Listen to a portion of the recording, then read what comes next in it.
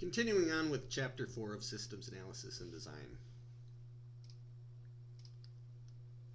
Let's go through the objectives. Describe systems analysis phase activities. Explain JAD or Joint Application Development, Rapid Application Development or RAD, and Agile methods, which we're definitely going to talk about. Use a functional decomposition diagram or an FDD to model business functions and processes. Describe the Unified Modeling Language, UML, and examples of UML diagrams. List and describe system requirements including outputs, inputs, processes, performance, and controls. We're going to explain the concept of scalability, use fact-finding techniques including interviews, documentation review, observation questionnaires, sampling, and research. We're going to define the total cost of ownership, or TCO. We're going to conduct a successful interview. And lastly, we're going to develop effective documentation methods to use during the systems development. The systems analysis phase overview. First thing we have to do is understand the proposed project, and that goes for all stakeholders. You need to ensure that it supports the business requirements. Are we sure that what we propose is going to accommodate everybody and do what we need it to do? It needs to build a solid foundation for systems development. In other words, it'll have a good roadmap of what needs to happen in this project.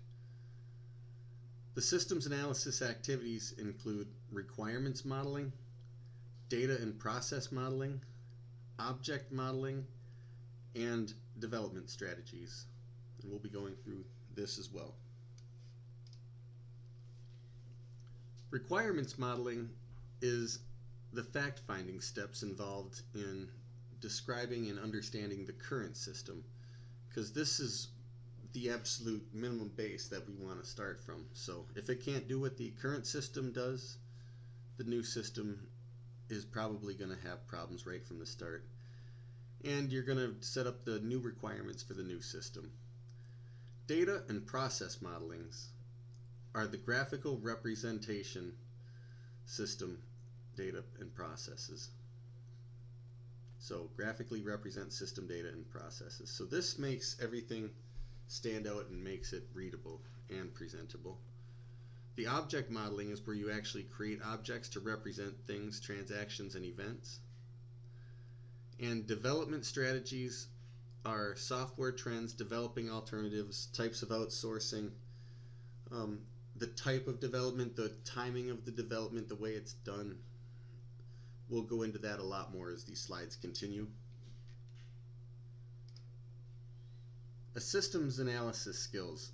You need strong analytical skills, and you also need very good interpersonal skills. You're going to have to deal with all types of people at all levels when you're doing systems analysis, and oral and written communication skills and good technical skills are important. What really distinguishes the systems analyst from a typical project manager is these very strong analytical skills and strong aptitude for technology. They're going to do team-based techniques, including joint application development, rapid application development, and agile methods. No matter what technique you use, the object is to deliver the best system at the lowest price in the shortest time. And you remember seeing that in the triangle. Joint application development brings users into the design process. So this is where you do development with users. You'll have a meeting with them, see what their needs are. And I think joint application development kind of happens automatically. And that's really what people always do, is you need to, with the developer will always have to work with the end user. And if the systems analyst can provide as much information for that developer up front and get that developer comfortable with the user that they're supporting in whatever project or whatever piece of the project they're doing, that's important. Rapid application development uses a condensed version of the SDLC. In other words, things are put together very rapidly. Agile methods stress intense interaction between developers and users. When I've worked with Agile, I found that business analysts worked very closely with the users and created a bridge between the developers and users. So I can see how that would be, how they would stress the intense interaction. But when I worked with it at Yale Development Office, there was always a bunch of business analysts who would always get involved and always kind of middleman, and it almost felt like an office space type situation. So there is definitely a strong interaction, and it's very, very regimented. Joint application development brings users into the development process as active participants. User involvement, either formal or informal, are used to create a successful system. So that's definitely true. If you just give the users something without working with them, it's going to be wrong. It's not going to be what they want. So they need to be involved. JAD participants and roles. The project leader and one or more of its members. Participants are insulated from distraction of day-to-day operations. In other words, in joint application development, it's really common for a project leader to bring the project into one room.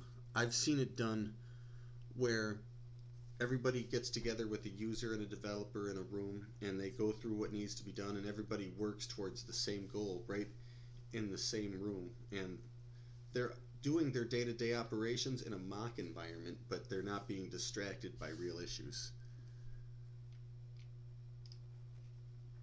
Here are some of the participants and the roles that they play. The project leader is the person who acts as the facilitator and puts together the agenda. Top management provides authorization and support for the project. Managers provide departmental support and understanding. Users provide the operation level input of current operations, desired changes, input and output requirements, user interface issues, and how the project will support the day-to-day tasks. So as you can see, the users play a huge role. Also, systems analysts play a huge role by providing assistance and resources for the team members. And the recorder documents everything as they go. So those are the basic roles associated with joint application development. There's also, continuing on, the project leader, top management, the project leader, the open discussion session moderated by the project leader, the joint application team members working in smaller groups sessions supported by the IT staff, group leaders, open discussion session moderated by the project leader, and again the project leader. So these are the participants, and these are the sample agendas.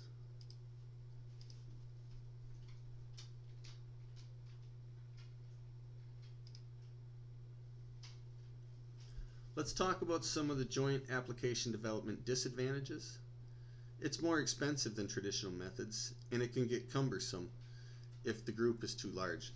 Think about it if you were working on an ERP system and you were in a group and certain members of that group were talking about accounts receivable, yet you were working on something having to do with accounts payable. So not related, but you're dealing with the group and you're kind of waiting for your spot. And that can happen, and that's where the cumbersome issue comes in if the group is too large.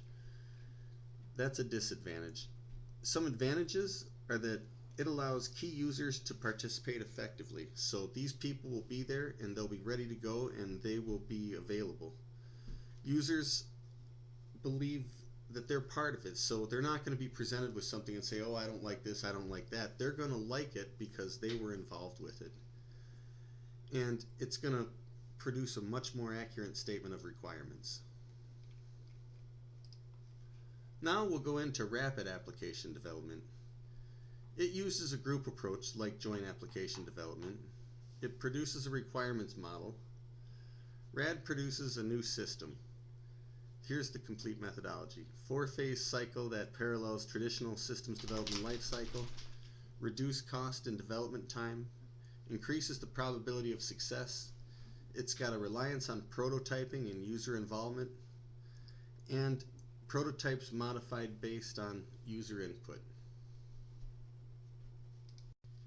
Now let's go over the different phases and activities associated with rapid application development. You have the requirements planning tasks. That's the users, managers, and IT staff agree upon the needs, scope, and the system requirements and get the necessary financing and approvals. That's the first step. After that, the user design tasks and the construction tasks will go back and forth at a very quick pace. The user design tasks include interacting with the users, building the models and prototype, and conducting intense team sessions. Construction tasks are the program and application development, the coding, and the unit integration and the system testing using products such as JMeter and stuff like that. If you ever hear those terms, those are testing and construction tools.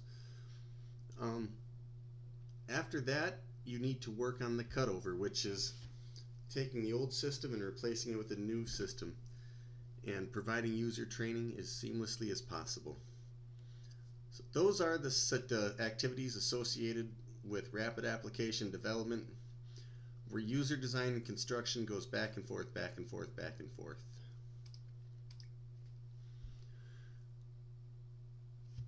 I've pretty much gone through this. I'm going to stop on these slides for a second. I've pretty much discussed this above.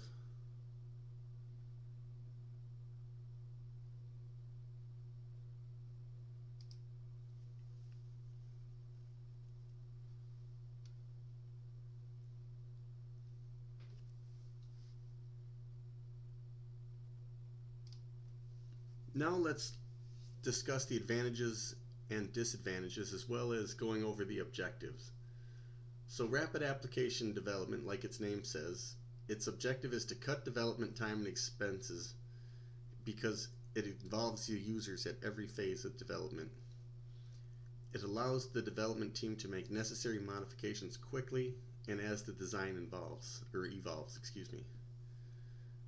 The advantages are that systems develop more quickly with significant cost savings.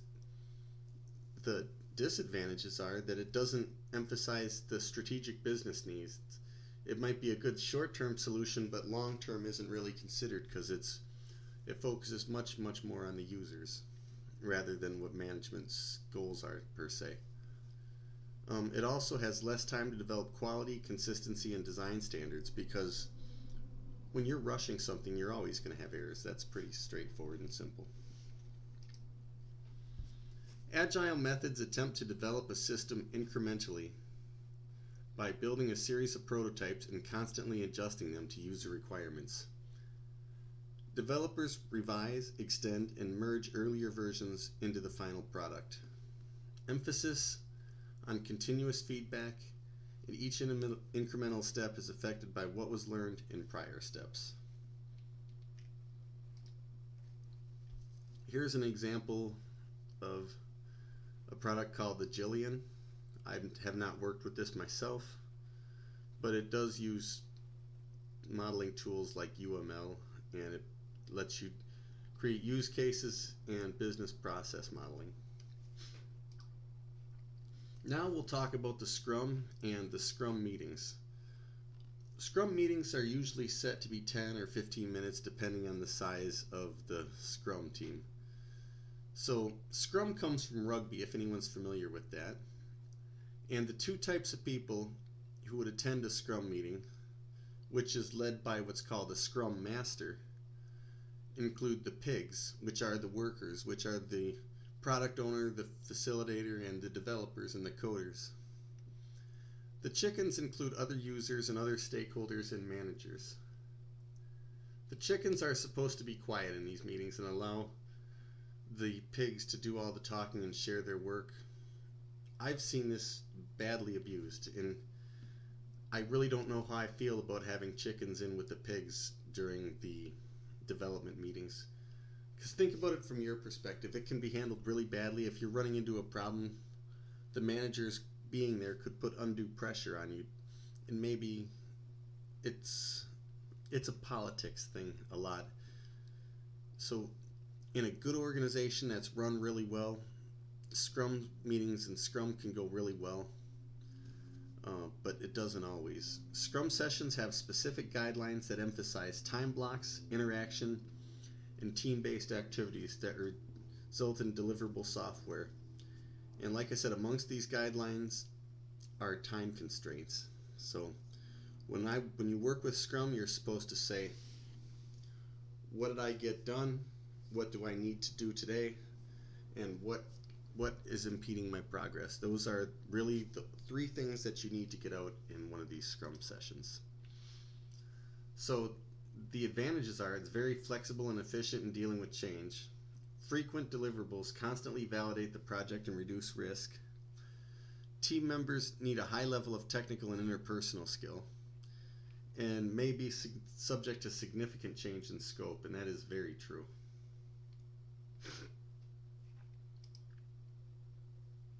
Modeling tools and techniques involves graphical methods and non-technical language that represent the system at various stages of development. Can use various tools. Functional decomposition diagrams, or FDDs. Model business functions and show how they are organized into lower level processes.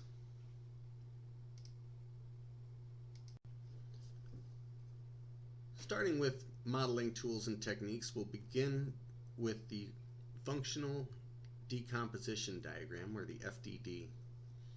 It is a top-down representation of a function or process, and in that regard it's similar to an org chart, and you can see the example here where they give you a library management system of a typical library. Business process modeling, or BPM, and then there's business process modeling notation, which is BPMN. It consists of a pool of processes, and a lot of these processes operate and exist simultaneously. And in the pool of processes, these processes that get handled simultaneously are called swim lanes. And in this example here, you can see that the order processing system is the pool, and that's the overall diagram. And the existing customer ordering process and the new customer ordering process, it can be done simultaneously, and those are referred to as the swim lanes in business process modeling. Now we'll discuss data flow diagrams, which are very similar to flow charts, and they're abbreviated as DFD, data flow diagram. It shows how the system stores processes and transforms data. So it shows basically the inflows and outflows to the different processes, very similar to how you might perceive a flow chart. Additional levels of information are in detail, and detail are depicted in other related data flow diagrams. So one data flow diagram can be blown up into another, is what they're saying with that. Case diagrams are the interaction between users and the system. So here is the actor and the customer, the name of the use case, credit card validation, the actor or the person who is the use case for, customer, the description. This is a basic description of what it does. This is how it completes successfully. These are some alternatives, and so on and so on. So this is what's called a use case diagram. Sequence diagrams show the timing of interactions between objects as they occur. And here is an example.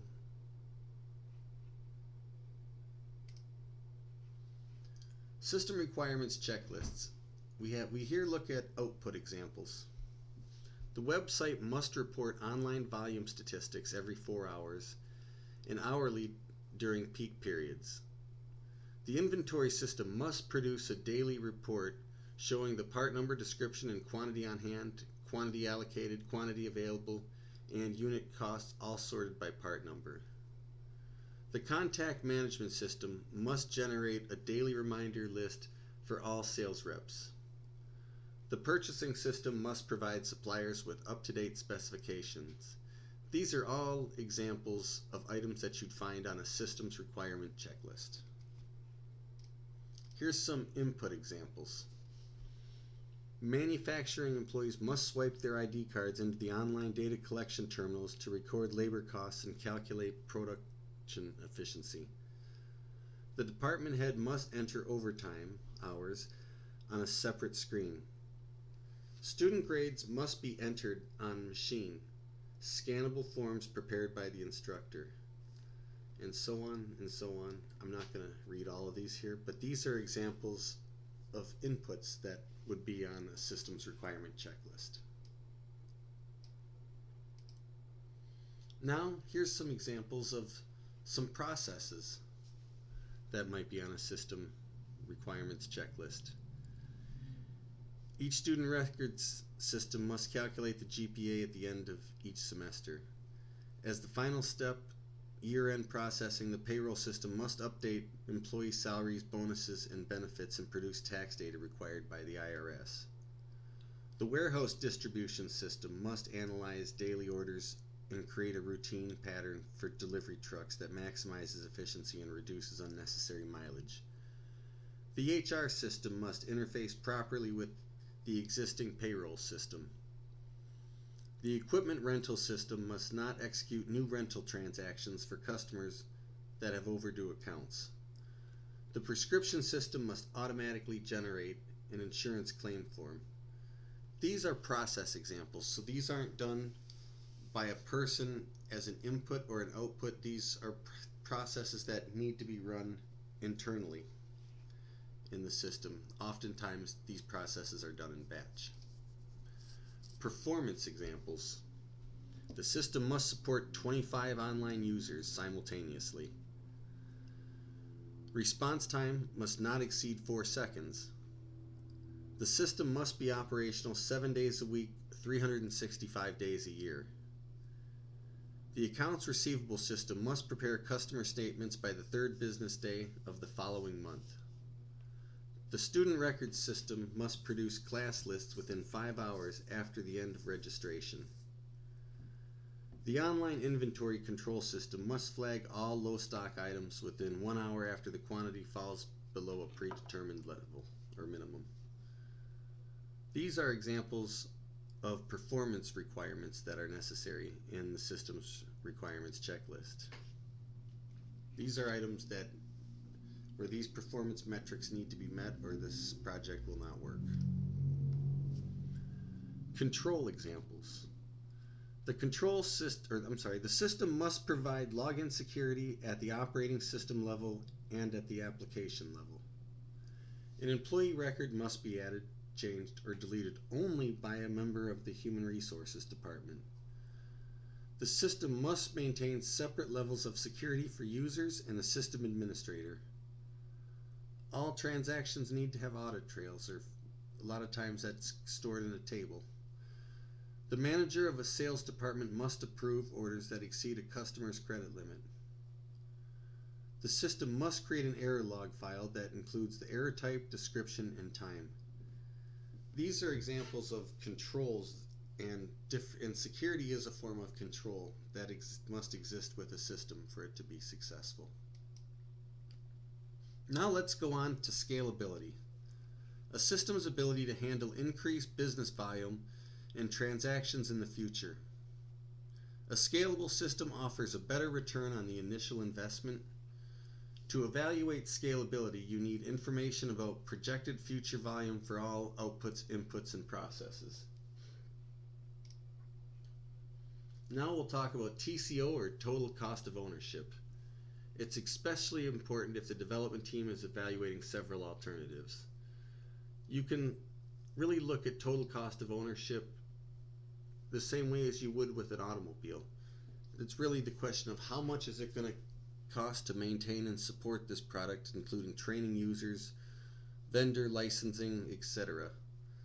So one problem is that cost estimates tend to understate indirect costs.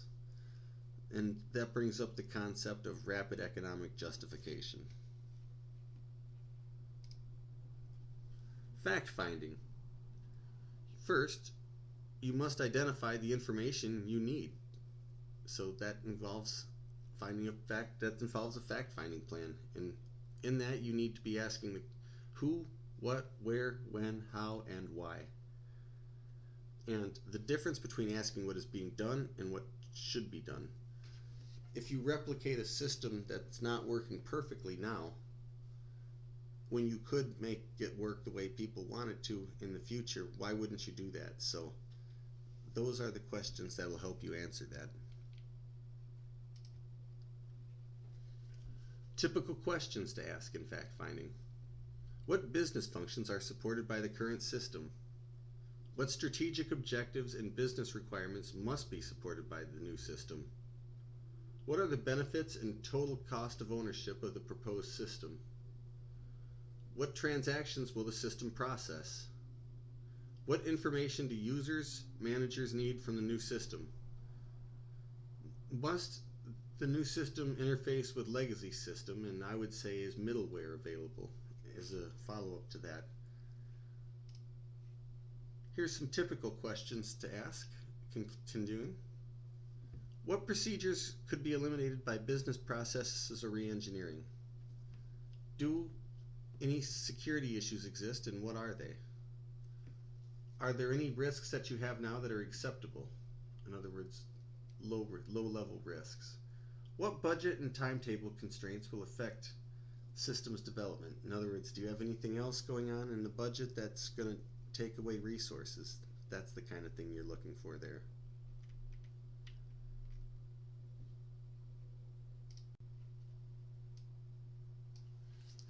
Let's continue on fact-finding.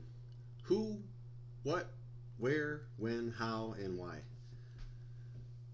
Who performs each of the procedures within the system? Why? Are the correct people performing the activity? Could other people perform the tasks more effectively? What is being done? What procedures are being followed? Why is that process necessary? Often procedures are followed for many years and no one knows why, and that's extremely common. You should question why a procedure is being followed at all. Where are the operations being performed? Why? Where could they be performed? Could they be performed more effectively elsewhere? When is a procedure performed? Why is it being performed? Is it being performed at the best time? How is a procedure performed? Why is it performed in that manner? Could it be performed better, more efficiently, or less expensively in some other manner? These are the types of questions that we need to ask and we need to figure out during fact-finding. Here's how the current system is, and here's what you're looking for with the proposed system.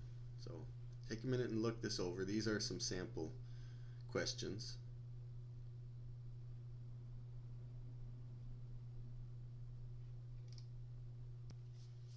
Now let's go through the interview process. Step 1, we need to determine the people to interview. Step 2, we need to establish objectives for the interview. Step 3, develop interview questions.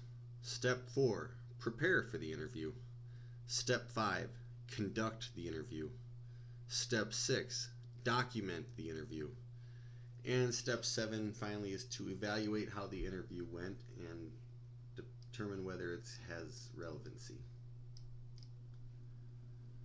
Step 1, determine the people to interview. You need to select the right people, and when you have those people, and to find out who those people are, you need to be able to ask the right questions. Do not just rely on the org chart. I've been saying this a lot. A lot of the power users in a system are the clerical workers and the end users, so don't forget about anybody and don't rely on the org chart. A lot of high-level managers aren't doing anything but looking at dashboards, so that's something to understand. Decide on group and or individual interviews. So here you're going to determine whether it's better to interview a department as a whole or one-on-one. I tend to favor one-on-one, but I do think you need to have a group initial contact interview. Establish objectives for the interview. Determine the areas that you're going to discuss. List the facts and list what you need to gather. And upper management will need to provide the big picture, but the users can give you specific details on their work, and they are the subject matter experts. You need to develop interview questions. You need to decide what to ask and how to phrase the question. The same question to different people for comparison. Open-ended questions encourage spontaneous and unstructured responses. Close-ended questions limit the response to sometimes yes or no, or 5 or 6, or whatever you're going to hear. So see what people think. Give them a chance to talk. People want to talk, and people want to share what they do and make things better for themselves.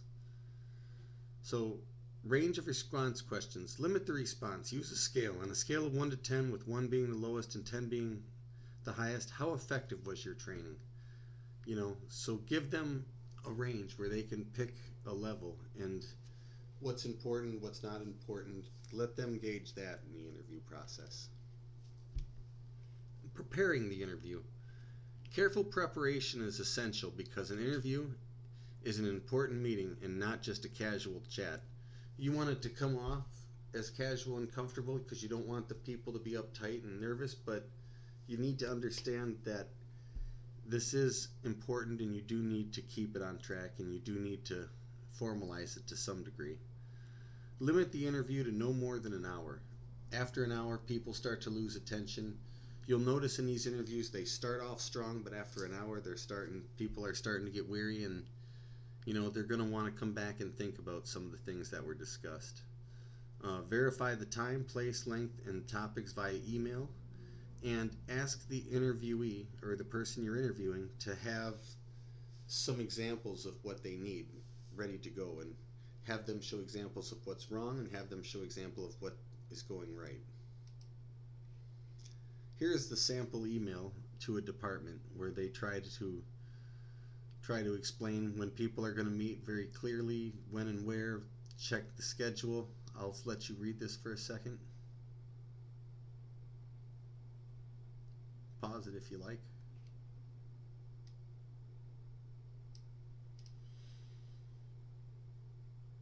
Here is the confirmation, and this is a good confirmation of, unfortunately, on this you're not going to have a ton of control about what the end users or what the other users are going to write. This is an example of how the interview can be confirmed, but you're not always going to get this. In fact, I would say more often than not you won't get this. You might say, I'll give you some ideas soon, yes, I'll be there, that kind of thing. This is a very nice write-up, and you hope for an email like this, but you can't expect it. Conduct the interview. Develop a specific plan for the meeting. Begin by introducing yourself, describing the project, and explaining your interview objectives. Engage listening. Remember, it's their time to talk, you listen, and people like to talk when you listen. Allow the person enough time to think about the question. After an interview, you should summarize the session and seek confirmation. You want to understand and know that what you heard is what they actually meant. Step 6 is to document the interview. Note-taking should be kept to a minimum because you need to be listening. After conducting the interview, write it down while it's fresh in your head. Get it on paper. Sometimes it might even be okay to record the interview, but sometimes that might make an interviewee nervous. After the interview, send a memo to the interviewee expressing your appreciation. You're probably going to have to work with this person again, and you want everything to get off to a good start. Note date, time, location, and purpose of the interview and the main points you discussed. So they'll have a written summary, and if they hear something that you misunderstood, it gives them an opportunity to make corrections. Evaluate the interview. In addition to recording the facts obtained in an interview, try and identify if there's any possible biases. Again, this can be political, this can be they want to do less work, they want to do more work. So there's always going to be biases in an interview, and you need to try and figure that out. And not all interviews are going to be successful. Some just don't work out. Sometimes there's a personality conflict, and sometimes, like I said, politics get involved here, and some people are very resistant to change. So some interviews aren't successful, and you have to be ready for that. Document review. Review the old and current forms of the documentation. Observation. Seeing the system in action gives you additional perspective and a better understanding of the system procedures. Absolutely could not agree more. Management, by walking around and going and seeing what the end users are actually doing and what their challenges are, is how things get done. And I've seen that not done in the past. And I've always been excellent about working with the end users directly. That's important. Plan your observations in advance. Consider the Hawthorne effect study. Productivity seemed to improve whenever workers knew they were being observed. For those of you that don't know what the Hawthorne study is, I believe it was in the 1950s, they turned the lights down on the workers, and then they turned the lights up on the workers to see what its effect on the performance was. So when they turned the lights up on the workers' performance increased. And then when they turned the lights down on the workers, their performance also increased from their typical days. So what they determined from this is when people know they're being watched, their productivity is going to get better because they're not going to slack off and what have you. So the Hawthorne studies are very interesting, and I suggest you look at that. Other fact-finding techniques are questionnaires and surveys. Here's an example survey. You can't really read this too clearly here, but you might be able to zoom in on this on your own. I keep the slides separate. So when designing a questionnaire, the most important rule of all is to make sure that your questions collect the right data in a form that you can use to further your fact-finding. Fill-in forms are great. Some yes, no, multiple choice type answers where they have range answers are important. You also want to have some short answers though. When you're writing a questionnaire or survey, you want to keep the questionnaire brief and friendly, provide very clear instructions, and make sure the questions show up clearly so people will see the directions and read them. Arrange the questions in a logical order, going from simple to more complex. Phrase questions to avoid misunderstandings. Use simple terms and wording. The phrase KISS, keep it simple, stupid. I don't know if you've ever heard that before, but that's always a good way to approach this. Try not to lead the response or use questions that give clues to what you expect as the answer. You want the people completing the surveys and questionnaires to be as open and honest as possible. Limit the use of questions that can raise concerns about job security or other negative issues. And you also want to sometimes limit questions to things that will identify a person. Sometimes they might want a certain amount of anonymity is useful. Include a section at the end of the questionnaire for general comments. Test the questionnaire whenever possible on a small test group before finalizing it and distributing it to a large group. You want the mistakes and the bad questions to be weeded out by a lesser, smaller amount of people. Sampling. There is systematic sample, which collects every 10th customer or user. The stratified sample, which selects 5 customers from different postal areas. You've got a random sample, which is just like it says, completely random. And the reason you do the sampling is because you want to represent the people accurately. So these are the different types of sampling that can be used in the fact finding. Research. All kinds of research can be done. I'm not going to read this slide. Take advantage of whatever research you can. However, be wary of wikis and what have you. There is a little bit of leeway in the IT industry with reading wikis, but try to make sure that your information is credible. So newspapers and magazines are not always the most credible, and a lot of courses here at Albertus, they aren't even considered valid resources. Interviews versus questionnaires. So let's do a little bit of comparison here. An interview is more personal and more familiar. You're going to get more information in an interview. But a questionnaire gives more people an opportunity to provide their inputs and suggestions. A questionnaire can be used for brainstorming, whether that be structured or unstructured.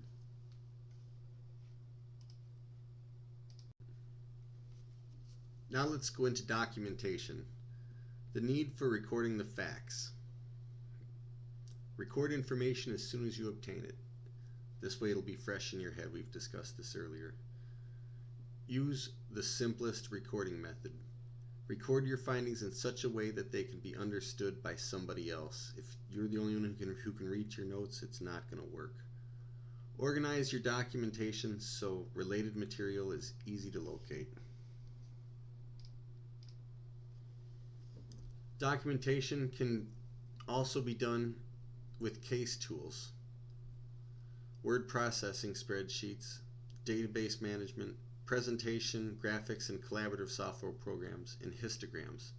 These are examples of case tools, these are examples of productivity software, and both are useful in documentation.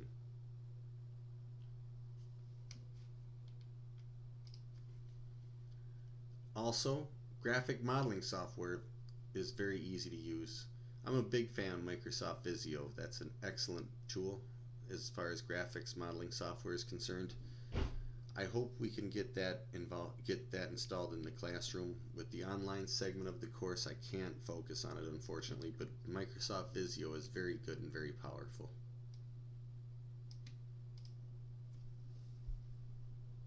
Information management software. Let's look at personal data management software. You have Microsoft Outlook. It's a huge database that manages your mail. It has a personal calendar. It has a to-do list and abilities to check things off. It's got the ability to flag things for updates. Wonderful tool. OneNote. I'm not a big user of OneNote, but I know a lot of people like it. It handles many different types of input, including text, handwritten notes, images, audio, and video recordings, and it also is good for web links. And it comes as an add-on with most versions of Microsoft Office and Office 365. Preview of the logical modeling. At the conclusion of the requirements modeling, systems developers should have a clear understanding of the business processes and the system requirements. The next step is to construct a logical model of the system. IT professionals have differing views about systems development methodologies, and no universally accepted approach exists. That is super duper true, and I've kind of alluded to that as we've gone along here. So that's a preview of what's coming up. I'm going to go through the chapter summary on the next slides, and I'll let you go through that by yourself. Thank you.